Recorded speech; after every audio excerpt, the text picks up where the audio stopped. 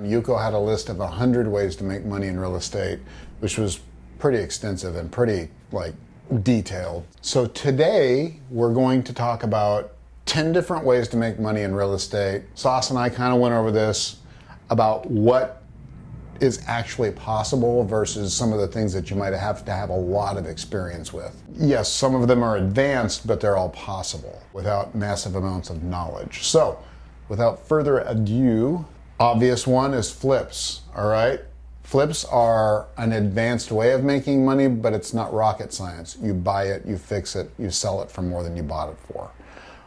Flips are the way we started, and it's a great way to start, but I have to tell you, it was an expensive learning curve doing flips because we didn't really make a lot of money. We made money on the first one, broke even on the second two, made a little bit of money on the fourth one, made pretty good money on the fifth one, and then we were off to the races. But at that point, we had been doing it for almost a year probably. And it was quite a learning curve, especially because we were broke when we started. That made it kind of tough. So we were broke during this entire time, kind of pretending we weren't, so we could, actually buy houses and flip them. So anyway, flipping is a great way to make money, but I don't suggest it as a beginner. Buy and hold, yes, all day long. If you know what you're buying and you know what you want to buy and you have a game plan, buy and hold is by far the end game. That's what you want to do. You're doing all of this for this. Okay, so don't ever forget that. This is the name of the game. You'll make a few bucks doing this, but remember, in one of my previous videos, if you saw it, this isn't real money. This is temporary money because flip money is going to get spent. Buy and hold money, where you're creating rental income, where you're creating wealth through appreciation of your assets and through rent coming in every month, that's where it's at. That's where it's at. You need to turn this into this. You need to turn all of this into this. Because again, that's the end game. That's how we retire. House hacking. We just did a video last week on that. Please watch that video.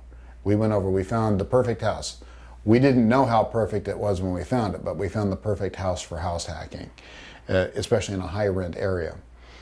House hacking means you buy a house for X amount of dollars and you rent out rooms. You figure out every way that you can produce income from that house so that you can either live there for free or live there for very little. And it's super, super important to remember house hacking because this begets this begets this. So this is a buy and hold, yes, but you're living in it. This is a buy and hold that you're not living in. So you're making money here, you're buying here, you're suffering for a couple of years with roommates, and then eventually it turns into just a regular rental, which gives you rent and income for the rest of your life, and tax, what's the word I'm looking for? Benefits. Thank you. Tax benefits. Wholesaling. Wholesaling is something that we need to go over at length. And in fact, all of these we're going to go over in more detail in the coming weeks. But wholesaling is the one that is something you can start doing right away, but you have to be careful. So we're going to kind of go over the ins and outs of wholesaling with lots of disclosures on, check your local laws.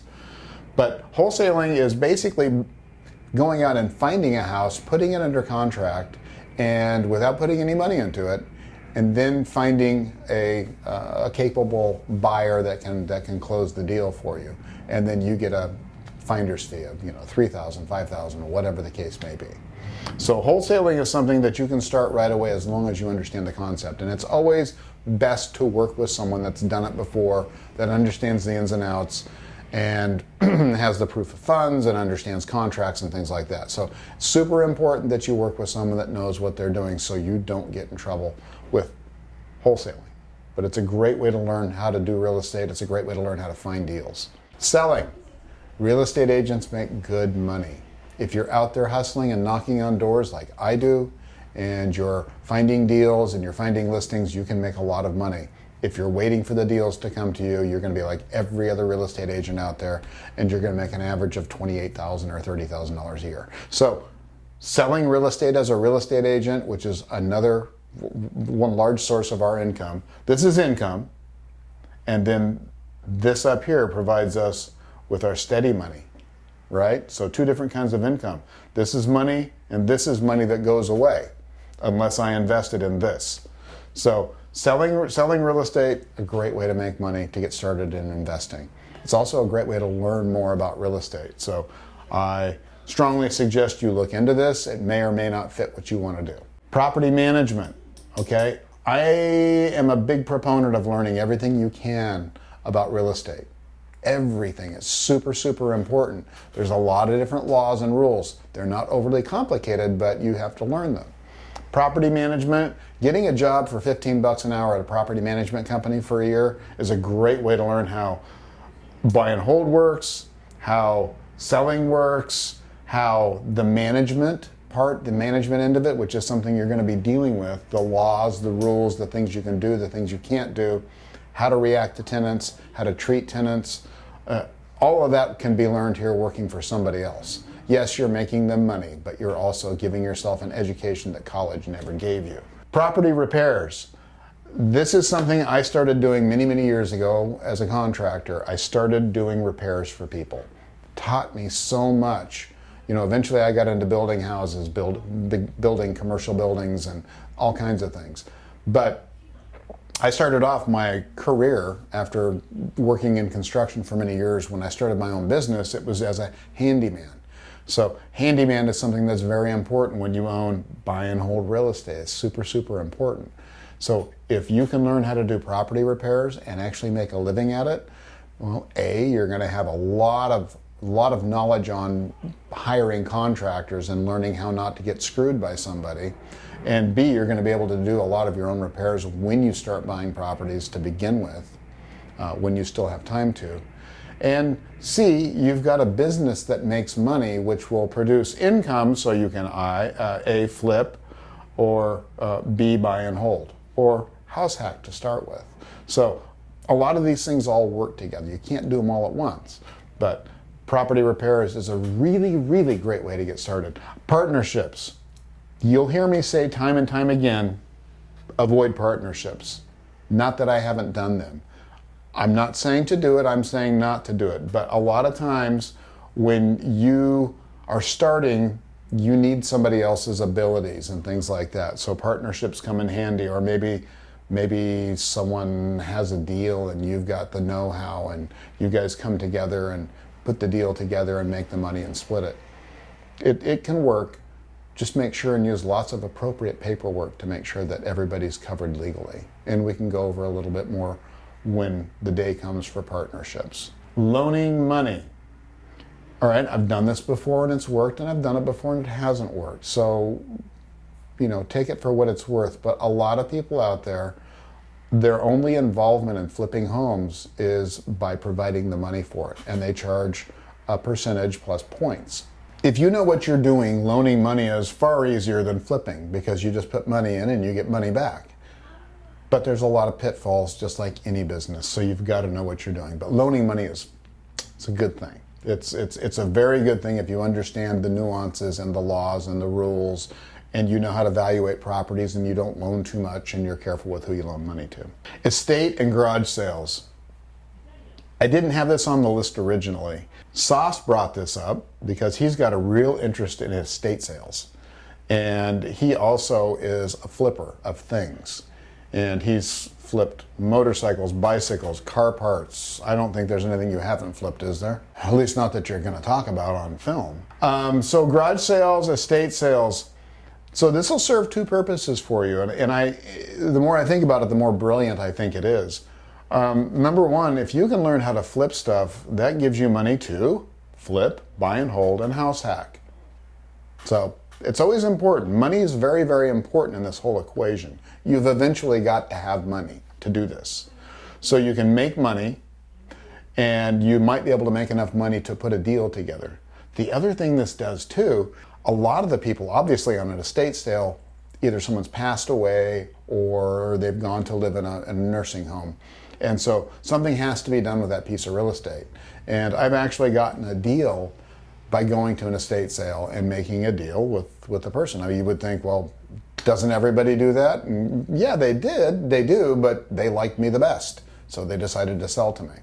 So it doesn't matter if everybody's doing something, guys. Everybody's already doing all these things. There's nothing I'm telling you that's new.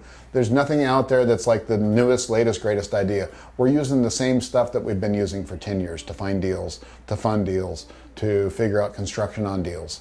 The finishes have changed, the countertops are different, the tile's different, but pretty much the way we were doing it 10 years ago is the same way we're doing it now.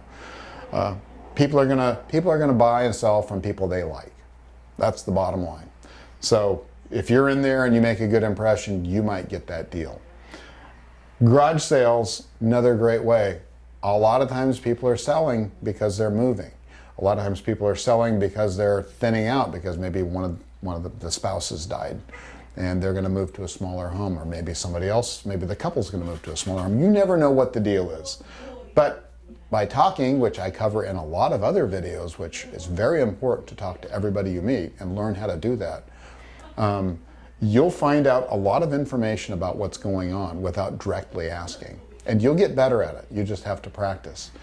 One of the things I do is I practice on everybody I meet. I talk to everybody I meet, and I make great connections with people, and I truly enjoy people, so it's pretty easy for me. A lot of you are very shy, but I wasn't necessarily always like this. I was gregarious, but not really good at speaking in public. And it comes with practice like anything else. It's a skill. So start talking to people at line in the grocery store.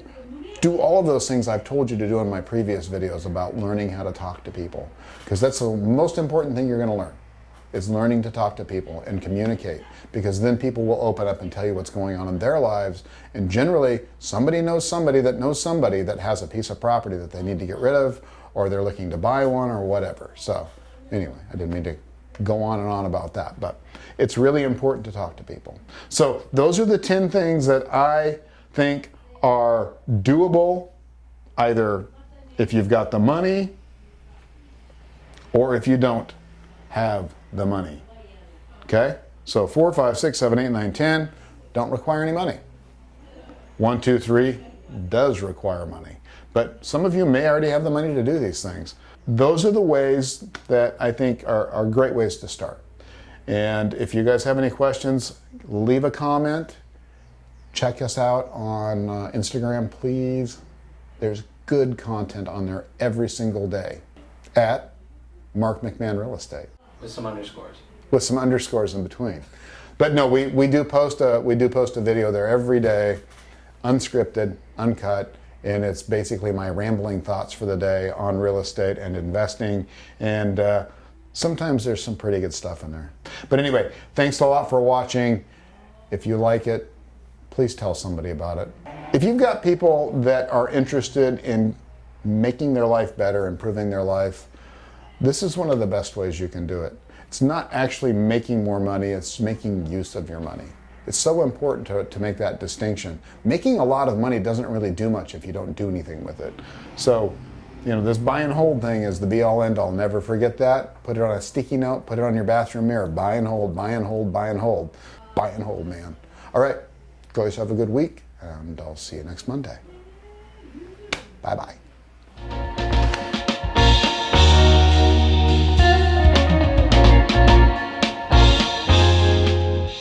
House hacking's always a good time. It's always hacking season.